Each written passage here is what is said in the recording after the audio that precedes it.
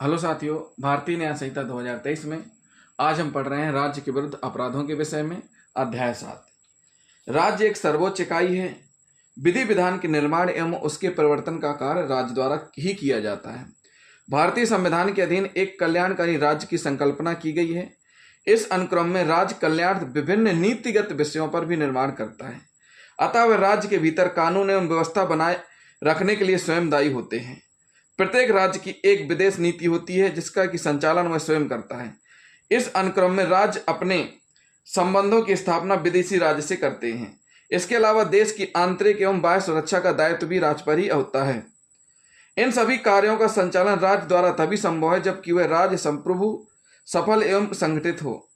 राज्य की एकता, अखंडता एवं संप्रभुता के प्रति सम्मान के भाव का प्रदर्शन प्रत्येक नागरिक का कर्तव्य होता है। भारत के संविधान के भाग 4 का में वर्णित मूल कर्तव्यों में से इस बात को कहा गया है कि प्रत्येक नागरिक भारत की एकता, अखंडता एवं संप्रभुता के प्रति सम्मान करेगा। इस उपक्रम में यह आवश्यक हो जाता है कि उस व्यक्ति को दंडित करने के आवश्यक विभागों का निर्माण किया जाए जो कि भारत की संप्रभुता, एकता, अखंडता की भावना का सम्मान नहीं करता है।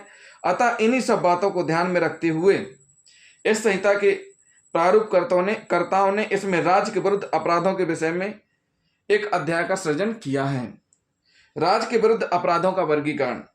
राज्य के विरुद्ध अपराधों के वर्गीकरण में सबसे पहले हम पढ़ेंगे बीएनएस की धारा 147, भारतीय न्याय संहिता की धारा 147 जो कि आईपीसी की धारा 121 के समरूप है। जो कोई भारत सरकार के विरुद्ध युद्ध करने का प्रयत्न करेगा या प्रयत्न करता है या युद्ध करने का दुष्प्रेरण करता है। प्रयत्न मतलब कोशिश की उसने, दुष्प्रेरण मतलब बुरी प्रेरणा दी, उसको उत्प्रेरित किया इस प्रकार से कि वह भारत सरकार के विरुद्ध अपराध करे। तो जो कोई भी ऐसा करता है उसको दंडित किया जाएगा। भारत सरकार के विरुद्ध युद्ध करना, इस तरह के युद्ध को करने का प्रयास करना, उसके विरुद्ध षड्यंत्र या उसके लिए व्यक्तियों तथा शस्त्रों को एकत्रित करना, ये सब इसके अंतर्गत आते हैं। भारत सरकार के विरुद्ध युद्ध करने का प्रयत्न, भारत सरकार के विरुद्ध युद्ध करने का दुष्प्रेरण, भारत सरकार के विरुद्ध युद्ध करना इत्यादि अपराधों को कई धाराओं के अंतर्गत परिभाषित किया गया है। कई धाराओं के अंतर्गत परिभाषित किया गया है जो कि हम एक एक धारा आपको बताएंगे। इस प्रकार से जो कोई भी भारत सरकार के विरुद्ध युद्ध करने का प्रयत्न करेगा या युद्ध करेगा या दुष्प्रेरण करेगा उसको मृत्युदंड, आजीवन कारावास, जुर्माने से दंडित किया जाएगा। क्या किया जाएगा? मृत्युदंड, आजीवन कारावास और जुर्माने से दंडित किया जाएगा। मोहम्मद अजमल मोहम्मद अमीर कसाब उर्फ मुजाहिद बनाम स्टेट ऑफ महाराष्ट्र। मोहम्मद अजमल मोहम्मद अमीर कसाब उर्फ अबू मुजाहिद बनाम स्टेट ऑफ महाराष्ट्र का इस विषय पर एक उद्धरणीय मामला है। यह बंबई के बम विस्फोट से संबंधित है।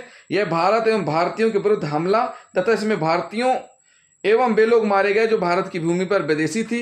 इस विस्फोट का मुख्य उद्देश्य भारत की वित्तीय स्थिति को नुकसान पहुंचाना, सांप्रदायिक तनाव पैदा करना, आंतरिक अशांति पैदा करना, विद्रोह उपद्रव करना। उपद्रवकारियों की मांग थी कि भारत कश्मीर से हट जाए, अर्थात कश्मीर की मांग नहीं करे। यह भारत के विरुद्ध युद्ध के तुल्य है। ऐसे मामले में मृत्युदंड ही पर्याप्त दंड है।